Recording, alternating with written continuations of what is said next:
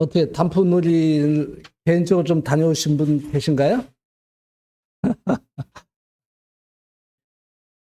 어, 어,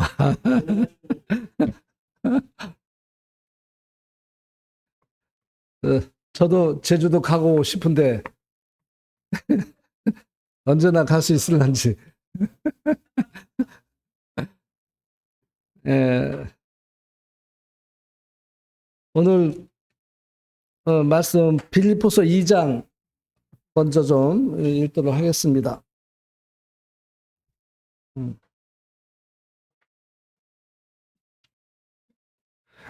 빌립보서 2장 1절.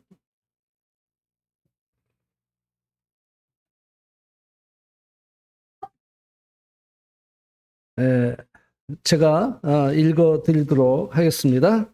어, 1절. 그러므로 그리스도 안에 무슨 권면이나 사랑의 무슨 위로나 성령의 무슨 교제나 긍휼이나 자비가 있거든 마음을 같이하여 같은 사랑을 가지고 뜻을 합하며 한 마음을 품어 아무 일에든지 다툼이나 허용을 하지 말고 오직 겸손한 마음으로 각각 자기보다 남을 낮게 여기고 각각 자기 일을 돌볼 뿐더러 또한 각각 다른 사람들의 일을 돌보아 나의 기쁨을 충만하게 하라.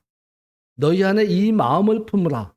곧 그리스도 예수의 마음이니 그는 근본 하나님의 본체시나 하나님과 동등됨을 취할 것으로 여기지 아니하시고 오히려 자기를 비워 종의 형체를 가지사 사람들과 같이 되셨고 사람의 모양으로 나타나사 자기를 낮추시고 죽기까지 복종하셨으니 곧 십자가에 죽으심이라. 예, 3절에 보시면요. 아무 일에든지 다툼이나 허용을 하지 말고 오직 겸손한 마음으로 각각 자기보다 남을 낮게 여기고 이 말씀에 따라서요. 오늘은 겸손한 마음으로 교회를 섬기자라는 주제로 말씀을 나누고자 합니다. 겸손한 마음으로 교회를 모든 성도를 섬기자 이렇게 좀 말씀 준비를 좀 하게 되었습니다. 얼마 전에 우리 단톡방에 어떤 형제님이 그 영상을 올려주신 것 중에 프레임 법칙이라고 하는 내용의 역지사지 혹시 기억나십니까? 혹시 다 보셨는지 모르겠어요. 제가 그거를 먼저 좀 한번 읽어 드릴게요. 그 내용. 프레임 법칙이란 뭐냐 하면요. 똑같은 상황이라도 어떠한 틀을 갖고 상황을 해석하느냐에 따라 사람들의 행동이 달라진다라는 이런 법칙을 프레임 법칙이라고 합니다. 읽어드릴게요. 선생님이 매일 지각을 하는 학생에게 회초리를 들었습니다. 어쩌다 한 번이 아니라 날마다 지각을 하는 것을 보고 그 학생이 괘씸해서 회초리를 든 손에 힘이 들어갔습니다. 다음날 아침 선생님은 차를 타고 학교에 가다가 늘 지각하는 그 학생을 우연히 보게 되었습니다. 한눈에 봐도 병색이 짙은 아버지가 앉은 휠체어를 밀고 요양시설로 들어가고 있었던 것입니다. 순간 선생님은 가슴이 서늘해졌습니다. 지각은 곧 불성실이라는 생각에 이유도 묻지 않고 무조건 회초리를 든 자신이 부끄러웠고 자책감이 들었습니다. 가족이라고는 아버지와 단둘 뿐이라서 아버지를 지켜드려야 하는 입장에 있는 지각한 학생, 게다가 요양시설은 문을 여는 시간이 정해져 있었습니다. 학생은 요양원이 문을 여는 시간에 맞춰 아버지를 모셔다 드리고 100m 달리기 선수처럼 뛰어서 학교에 왔을 텐데 그래도 매일 지각을 할 수밖에 없었을 텐데 그날 역시 지각한 학생은 선생님 앞으로 와서 말없이 종아리를 걷었습니다. 그런데 선생님은 회초리를 학생의 손에 쥐어주고 자신의 종아리를 걷었습니다. 그리고 미안하다, 정말 미안해 라는 말과 함께 그 학생을 따뜻하게 끌어안았습니다. 그리고 두 사람은 함께 울었습니다. 이런 내용이 지난 얼마 전에 역지사지라고 하는 영상에 올라왔었는데 그것을 좀 이렇게 검색해서 제가 이렇게 따왔습니다. 함께 사는 법을 배울 때 가장 필요한 건 상대방이 되어보는 것이라고 합니다. 상대방이 되어보는 것. 이것이 역지사지라고 하는 의미고요. 상대방의 입장에서 한번 생각해보고 틀림이 아니라 다름이라고 하는 서로가 서로를 포용하면 얼마나 좋을까라는 이러한 내용이었습니다.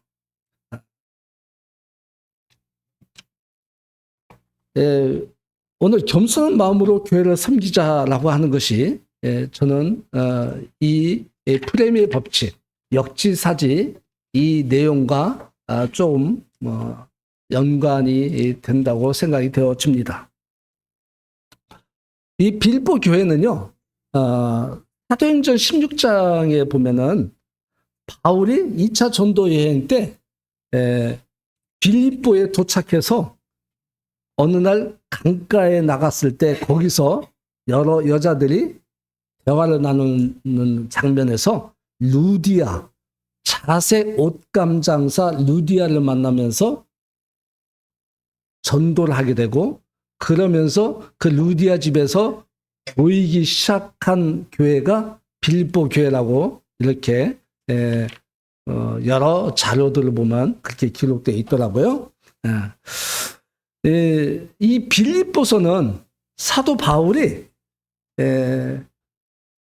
약 56세에서 58세 그때쯤에 2년간 로마에서 투어되어 있었는데, 또 일부는 가택 연금 상태로 풀려나서 가택 연금 상태에서 있을 때 이때 서신서를 쓰게 됐는데, 그때 골로새서, 빌레몬서, 에베소서 그리고 빌립보서를 썼다고 이렇게 자료에 있다고 합니다.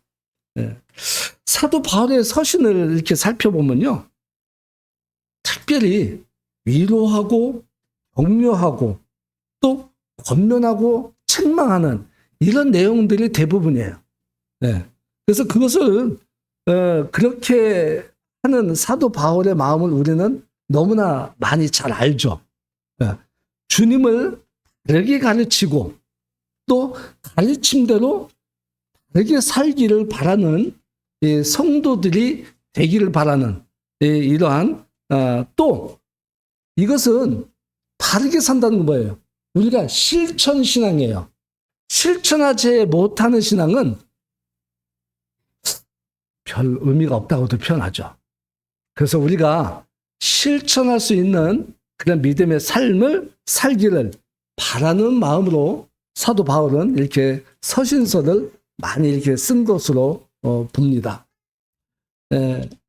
빌립보 2장 1절을 보면요, 그러므로 그리스도 안에 무슨 권면이나 사람의 무슨 위로나 성령의 무슨 교제나 긍휼이나 자비가 있거든, 이렇게 시작을 하고 있거든요.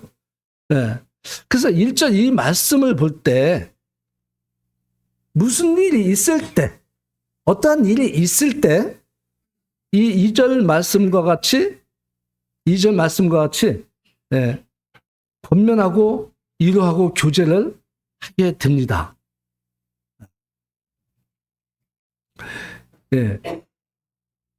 2절 이제 마음을 같이하여 같은 사랑을 가지고 뜻을 합하며 한 마음을 품어, 이러한 마음으로 우리는 권면하고 위로하고 교제를 하는 이러한 교회 생활을, 또 성도 간의 그런 삶을 살게 되는 것을 보게 됩니다. 그런데 지금 빌립보 교회 안에는 이 어떤 무슨 일들이 있었던 것 같아요. 어떤 그 무슨 일들이. 그래서 권면해야 할 일들이 있었던 걸로 보여지고요. 또 사랑으로 위로해야 할 그 어떤 무슨 일이 있었던 것이고, 또 성령으로 교제할 그 어떤 무슨 일이 있다는 것을 여기서 암시해 주고 있는 것 같아요. 우리는 구체적으로 어떠한 일이 있었는지 이런 부분들은 더 성경을 연구해 보면 더 알겠지만, 우리는 특별히 이 부분을 보았을 때 교제를 할 때 2절 마음을 같이하여 그 사랑을 가지고 뜻을 합하며 한 마음을 품을 것을 말하고 있어요. 한 마음을. 만일 교제할 때요, 어느 한 사람이 어느 한쪽에서라도 주님의 마음을 품지 않고 교제를 하게 되면 어떻게 될까요? 아마도 권면이나 위로의 교제가 되지 않을 거예요. 어느 한쪽이 이러한 주님의 마음을 품지 않고 하게 되면, 서로가 같은 주님의 마음을 품고 교제를 할 때 권면과 위로가 이루어질 수 있는데, 어느 한쪽에서라도 주님의 마음을 품지 않고 하게 되면 이거 안 된다는 거죠. 오히려 권면과 위로를 한다고 교제했는데 오히려 더 악화가 되는 이러한 일들도 우리는 경험을 아마도 하는 것을 봅니다. 이런 경험 누구나 할 수 있고 했을 수 있고 그랬을 겁니다. 그래서 같은 주님의 사랑을 가지고 교제를 할 때 이것이 이루어진다고 하는 사실입니다.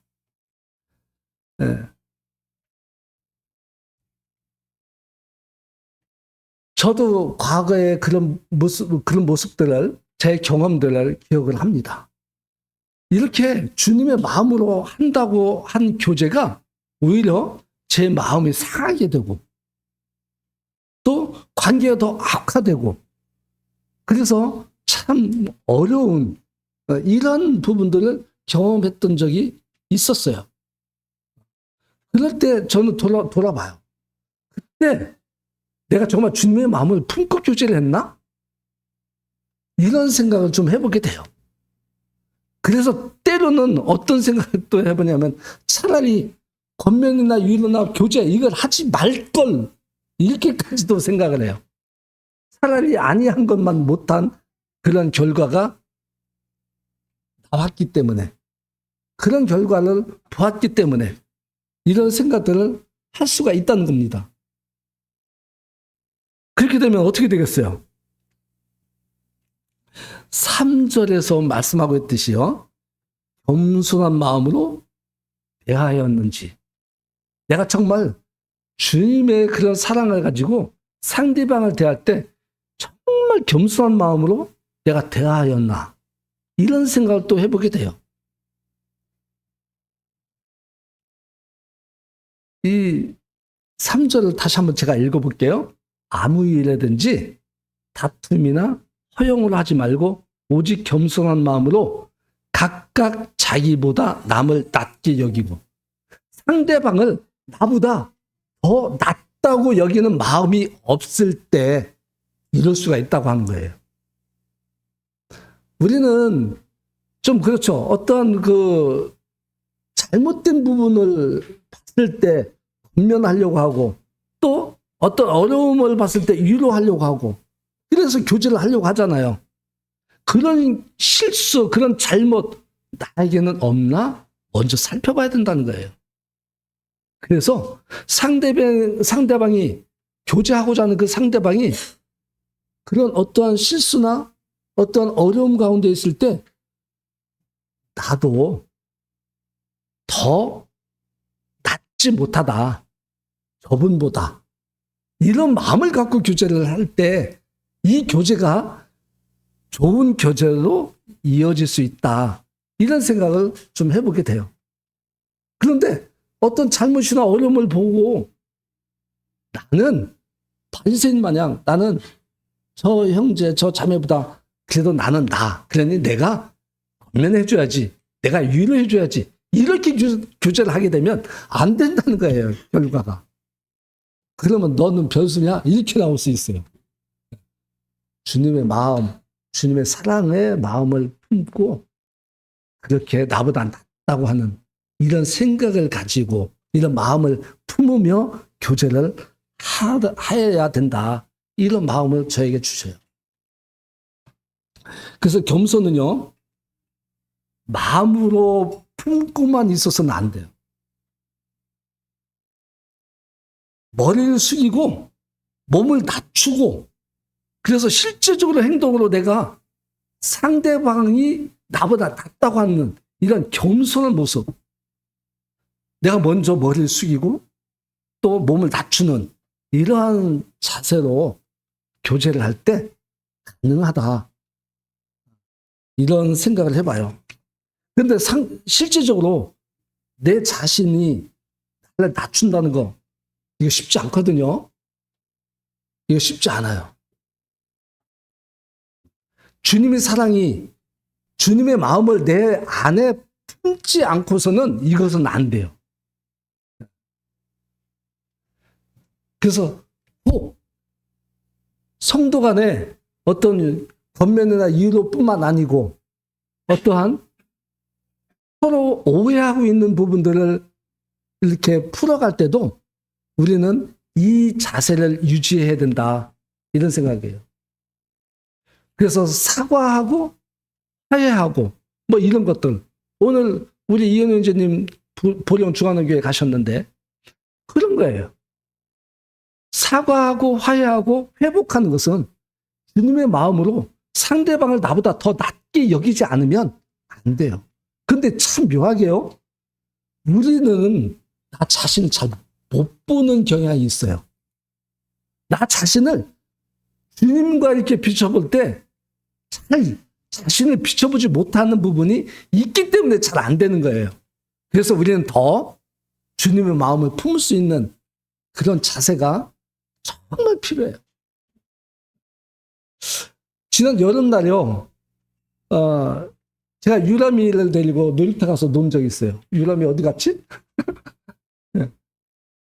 유람이랑 노는 적이 있는데, 왜 놀이터 가면 사다리같이 올라가는 거 있잖아요.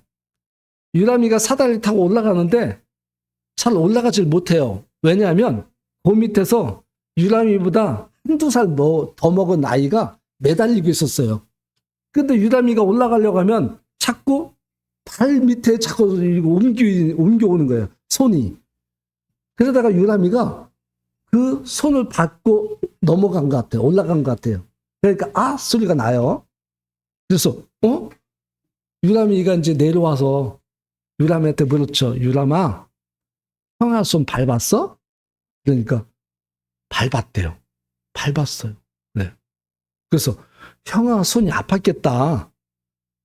미안하다고 사과할래? 그랬더니만 안 한대요. 사과 안 한대. 유람이 알아듣는가 봐요. 그래서 왜 사과 안 해? 사과해야지. 형 손 아플 것 같은데? 저 조그만 아이가요. 속에 감정이 있었던 것 같아요. 그래서 살살 달겨서 결국엔 사과하라고 했거든요. 근데 저만큼 가서 형한테 뭐라고 해요. 제가 못 알아들었어요. 그래서 가고 유람이한테 사과했니? 했더니만 사과했대요.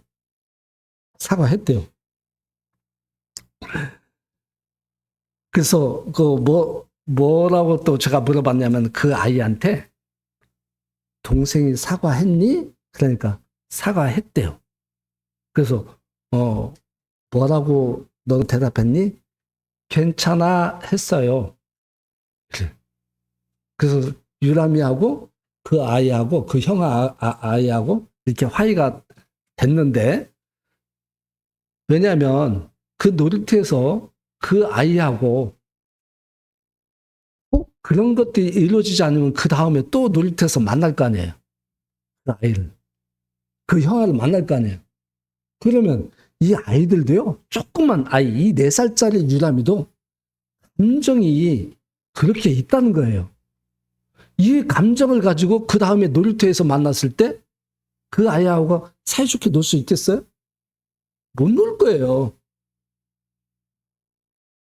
그래서 사과하고 사과 받아주고 화해하고 이런 것들은 정말 우리 삶 가운데 예민한 거예요.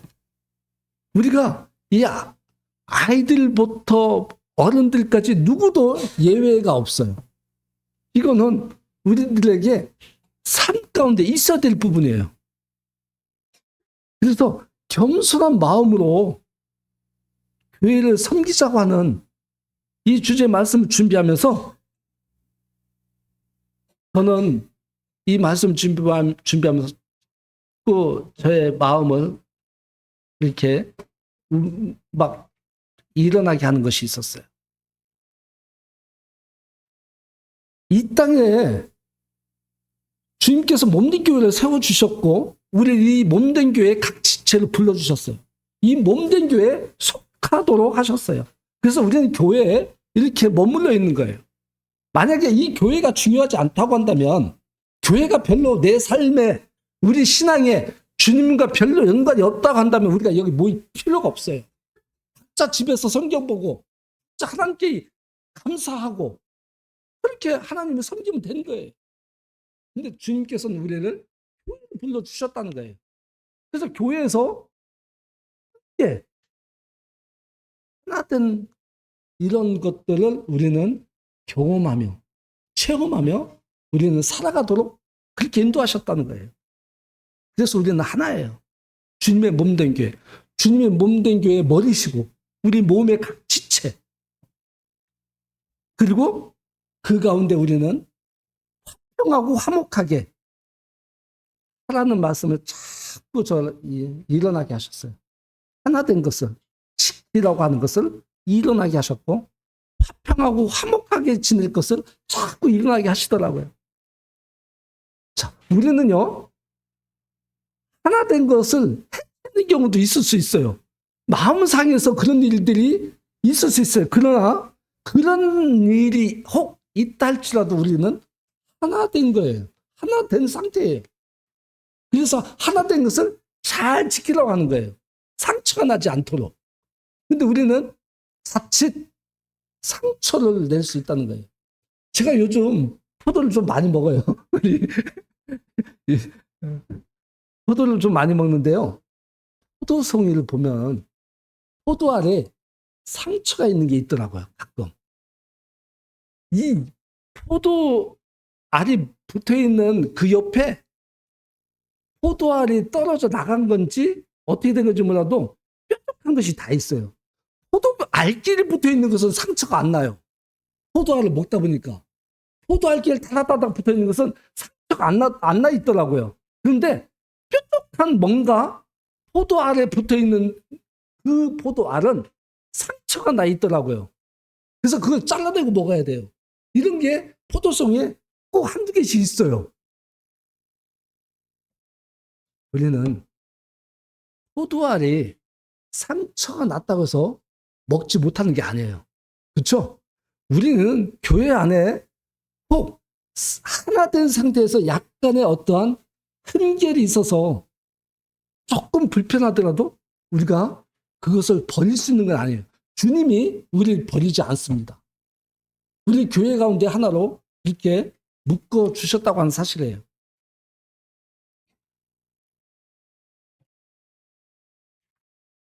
저는 저 자신에게 물어봐요. 너는 내돈교회 지체냐? 내돈교회 하나된 지체냐? 전 제 자신에게 이렇게 종종 물어봐요. 그리고 너는 내돈교회에서 평하고 지내냐? 행복하게 지내냐? 이렇게 종종 저에게 저 자신을 질문해봐요. 그런데요, 때로는 포도알이 상처가 나듯이 저 그럴 때 있어요.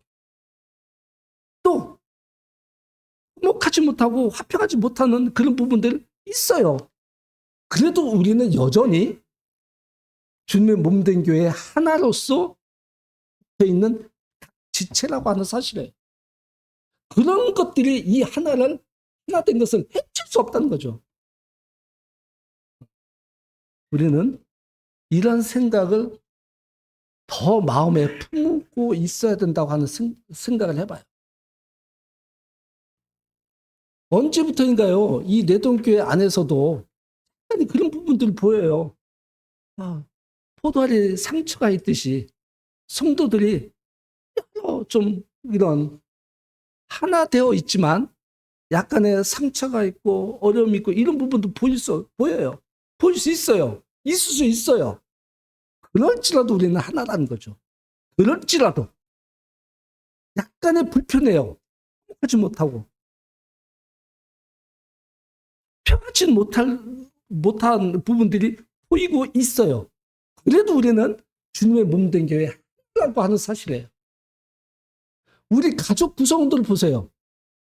엄마, 아버지, 할아버지, 할머니, 밑에 자녀들 찌우찌우 다툴 때 있잖아요. 그래도 한 가족이잖아요. 그렇잖아요? 안 다투면서 사는 가족들 있어요? 가족 구성원들 간에? 있죠. 있어요. 마찬가지예요. 교회에서도 우리가 그런 일이 있어. 그런 생각 가지고 그런 부분들이 있을 수가 있어요.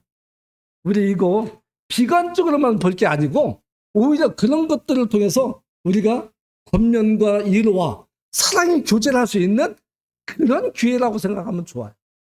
근데 이것은 자칫 주님의 마음을 품지 않고 그렇게 권면과 위로와 교제를 하다 보면 더 받을 수 있다. 이것을 저는 마음에 막 주시는 거예요, 주님. 주님의 마음을 품고 권면이나 위로나 사랑 교제를 하자. 네, 이런 생각을 좀 해봐요.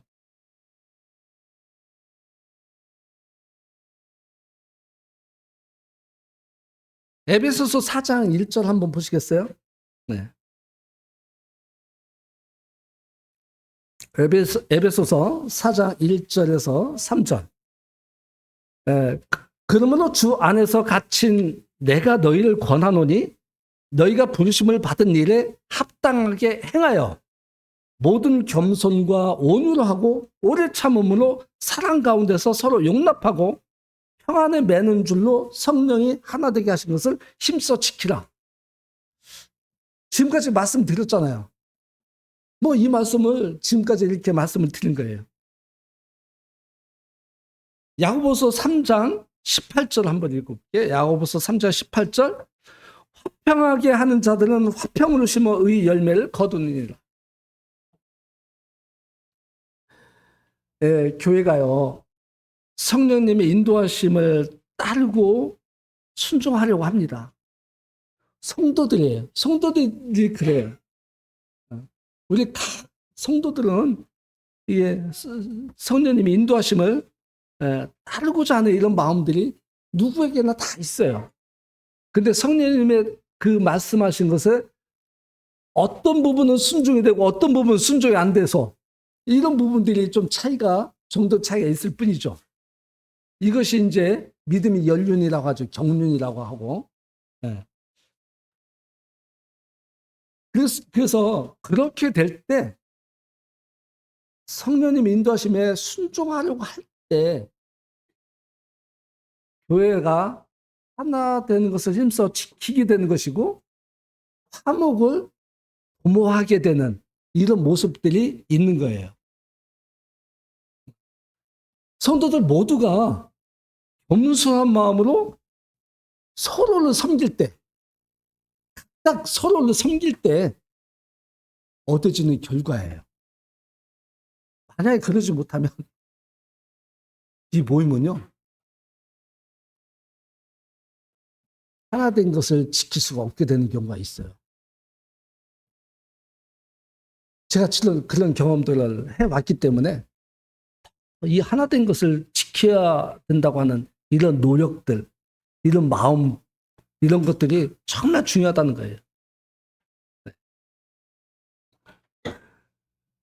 히브리서 12장 좀 볼게요. 히브리서 12장.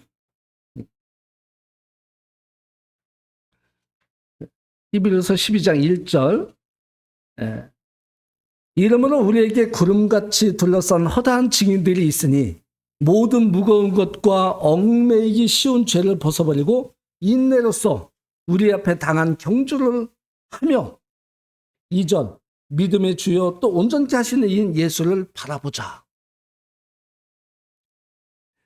예, 히브리서는 유대인들 중에 그 조상 때부터 하나님을 섬겨왔던 그 유대인들 중에 주님을 믿고 그리스도를 인정하고 믿고 영접해서 개종된 그리스도인으로 개종된 사람들에게 쓴 편지예요. 이 히브리서는요. 신광주 형제님 그렇죠? 네.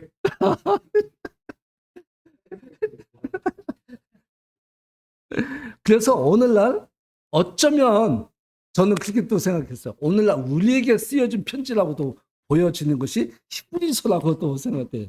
왜?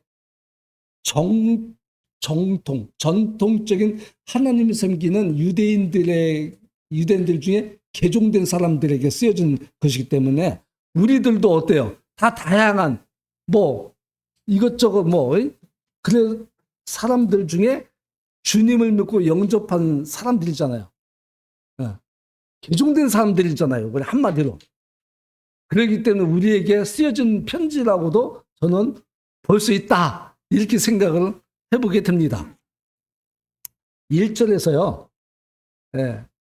허당한 증인들을 여기 언급하고 있어요.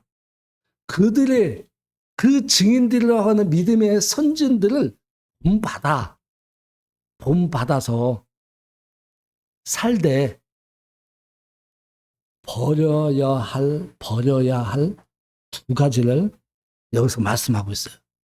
버려야 할 두 가지.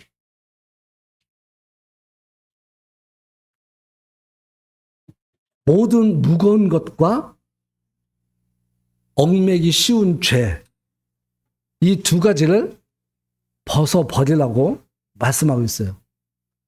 이 무거운 것이 뭔가 하고 또 다른 성경을 찾아보니까 거리끼는 것으로 번역한 성경도 있더라고요.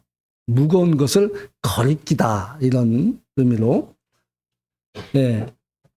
그래서 이 무거운 것과 거리끼는 것과 얽매기 쉬운 죄에 대해서 좀 이렇게 살펴봤어요. 무거운 것이란 무엇일까? 좀 검색하다 보니까 이런 내용이 있어요. 무거운 것, 여기에 나오는 무거운 것, 이에 해당하는 헬라어 옹콘으로 쓰여졌대요. 옹콘. 이게 헬라어 단어 옹콘. 이것은요, 운동선수에게 방해가 되는 체중을 나타내는 것으로 최선을 다하는 때, 운동선수가 최선을 다해서 경주하는데 장애물이 된다라고 하는 것을 가리킨대요. 운동선수의 가장 큰 장애물이 뭘까요? 운동선수. 체중, 가만히 생각해 보니까 맞는 것 같아요. 그래서 온콘으로 이게 단어가 쓰여졌다고 하는 말은 좀 쉽게 이해가 되겠더라고요.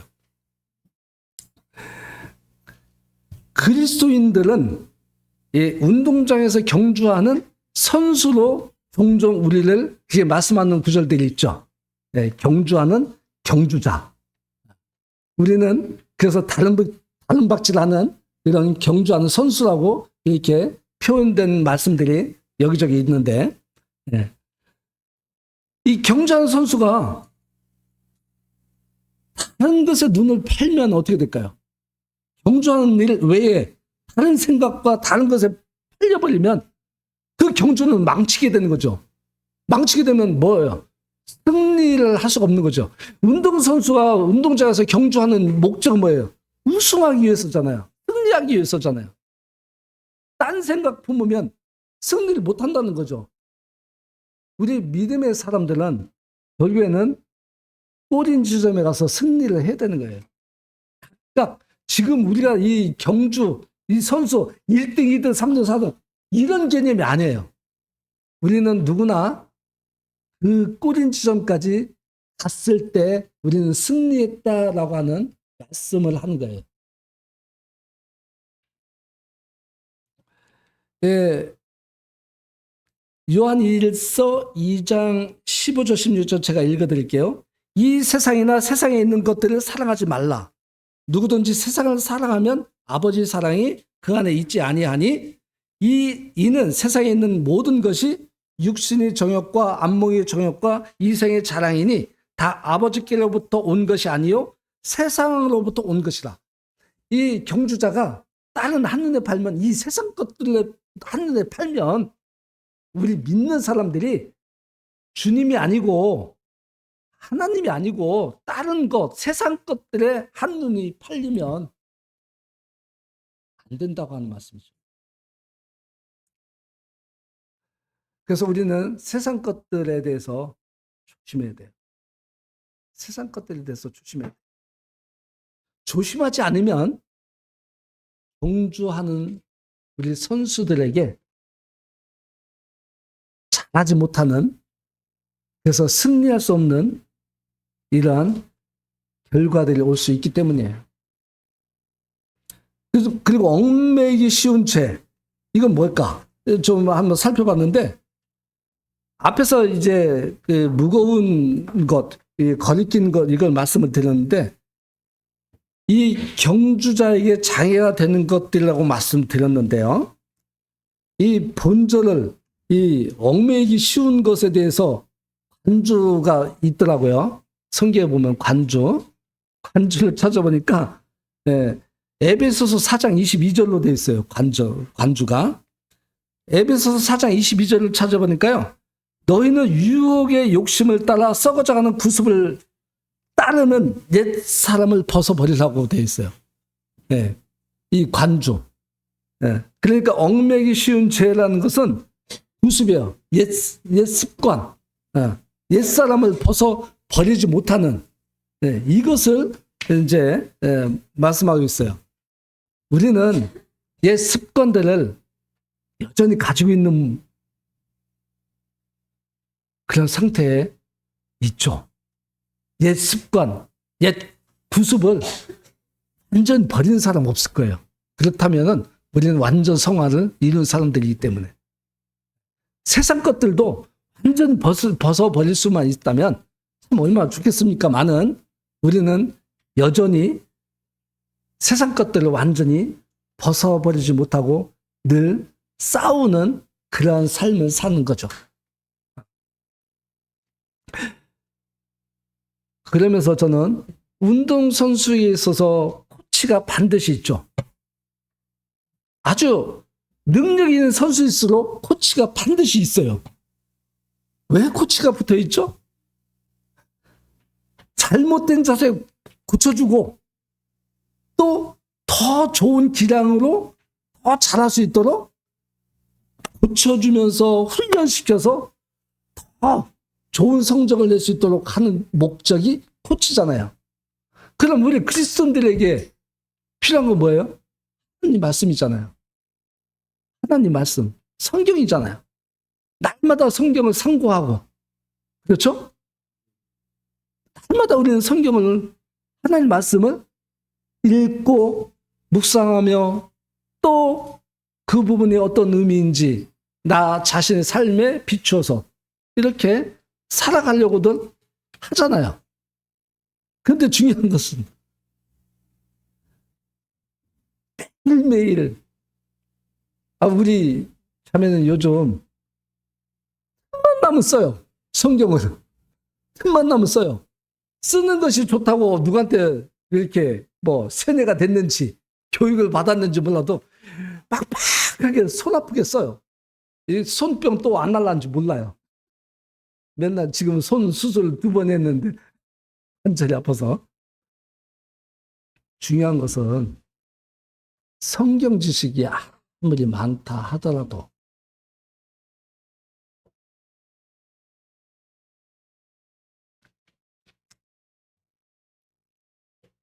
온전하게 되는 것은 아니다. 그 뭐냐면요. 지식이 많으면 고민이 많다고 말씀 있죠. 전도서에. 그렇죠? 지식이 많은 사람은 고민도 많다고 그래요. 왜 그렇죠? 그 아는 지식 때문에 그것을 어떻게 할까? 이 머리로는 되는데 몸으로 그것을 어떻게 할 수가 없기 때문에 고민이 많은 거죠. 차라리 그 지식 모르면 편안하게 살 건데 그 지식 때문에 막 고민되죠. 우리 박진성 선생님 기술사 되시니까 더 많이 더 전문가가 되고 싶은 게 더 막 있죠. 막 더 고민되죠. 사실은 알기 전보다. 네. 우리가 성경 지식 많이 한다고 우리가 때로는 자랑할 수 있어요. 근데 그것을 실천하는 신앙이 되지 않으면 오히려 그것은 우리에게 별로 더 나쁜 결과가 될 수도 있다고 하는 사실이에요. 우리가 더 많은 성경을 연구하고 더 많은 공부를 해요. 아는 것만큼 우리는 실천하고자 몸으로 이것을 하고자 하는 이런 욕구들이 있어야 되는데 머리만 그래요. 머리만. 겸손도 그렇잖아요. 우리가 얼마나 성경 말씀에 겸손할 것들을 말씀해 주셔요. 어떻게 하면 우리 성도의 자세, 성도의 그런 본분 얼마나 많습니까? 아는 것만큼 그렇게 고민되는 것만큼 더 그것을 우리가 나타내 주어야 되는데 그러지 못하잖아요. 하물며 교회에서 어떤 분들은 그래요. 예절 좀 가르치자. 오히려 성경을 모르고 주님을 모르고 구원받지 못한 이런 세상 사람들, 그 사람들 중에 우리보다 더 예절이, 바른 예절이, 또 도덕적인 이런 사람들이 많다. 우리는 최고의 성령의 법을 가진 성령님 인도하시는 그런 것에 따라 우리는 순종할 줄 아는 이런 자들이면서 예절을 몰라서 되겠느냐. 이렇게까지도 말씀하시는 분들이 있어요. 다 필요 없다. 기본적으로 예절부터 가르치자. 성경의 예절, 주님의 예절, 이것부터 가르치자. 이렇게 말씀하시는 분들도 있어요.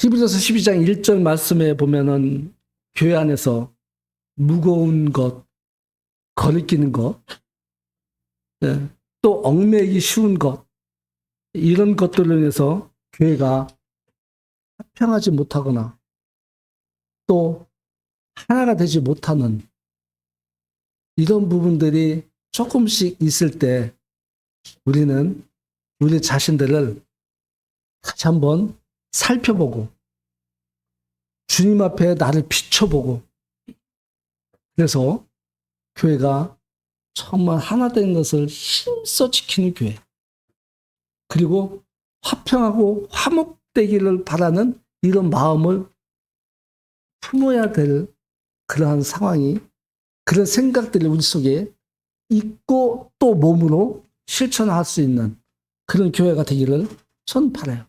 이거는 특정 누구에게만 해당되는 거 아니에요.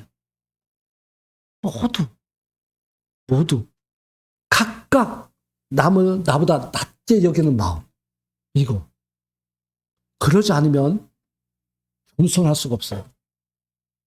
겸손 기분은 다른 사람을 상대방을 나보다 더 낫다고 하는 이런 존중하는 마음 이런 것들이 있어야 되는 거예요.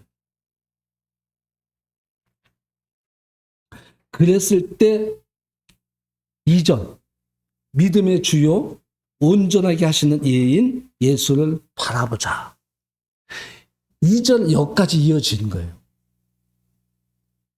믿음의 주요 온전하게 하시는 예인 예수를 바라볼 수 있는 거죠. 주님께서는 십자가에서 그 무거운 십자가를 짊어지실 때 부끄러움을 깨지 않으셨잖아요. 부끄러움을 깨지 않으셨어요.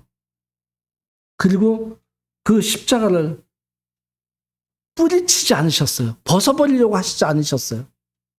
끝까지 참으셨어요. 끝까지. 채찍에 맞으셨어요. 또 가시면류관 썼잖아요.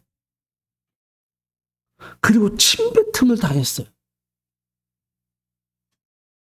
그리고 조롱당하시면서 하물며 입고 있는 옷까지 벗김을 당하셨잖아요. 옷을 벗기면은 얼마나 수치스럽고 부끄러운 모습이 됩니까? 그러했음에도 참으셨어요. 누구를 위해서요? 우리 같은 사람들을 위해서. 우리 하나하나 보면 과거에 정말 보잘것없는 사람들이었잖아요. 주님 때문에 우리가 이렇게 당당해진 사람들이잖아요.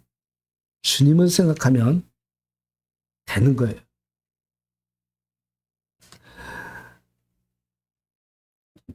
우리 가끔 그런 생각을 좀 해보죠. 옛날이 좋았다. 옛날이 그립다.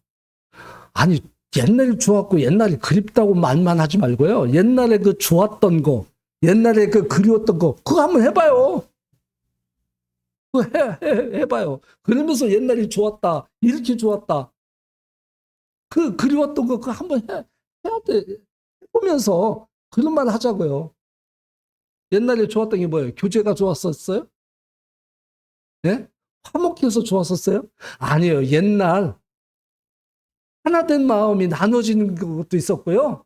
화목하지 못하고 다투는 것도 있었어요. 우리는 좋은 거, 그걸 기억하면서 옛날이 그 좋았다. 그걸 기억하면서 그걸 이야기하잖아요. 교제가 좋았던 거. 국수쌀 먹으면서도 그걸 기억하면서 그거 좋았다고 하잖아요. 다퉜던 데 얘기 안 하잖아요. 그냥 다퉜었던 거, 그런 일 있었어. 이렇게 하고 그냥 넘어가잖아요.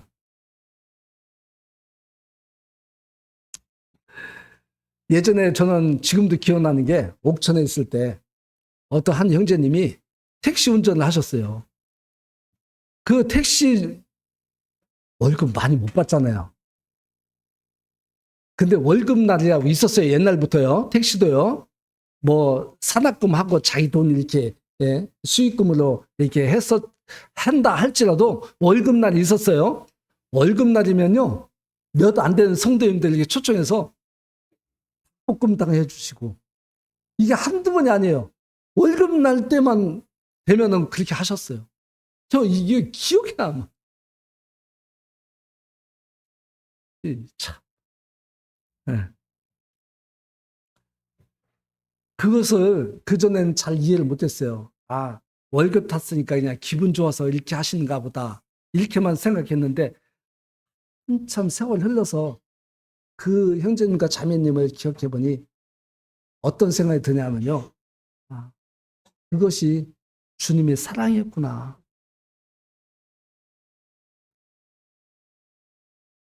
사랑의 교제였구나. 주님 안에서 사랑하는 마음이 있었기 때문에 그렇게 했었구나. 이런 생각을 하게 되더라고요.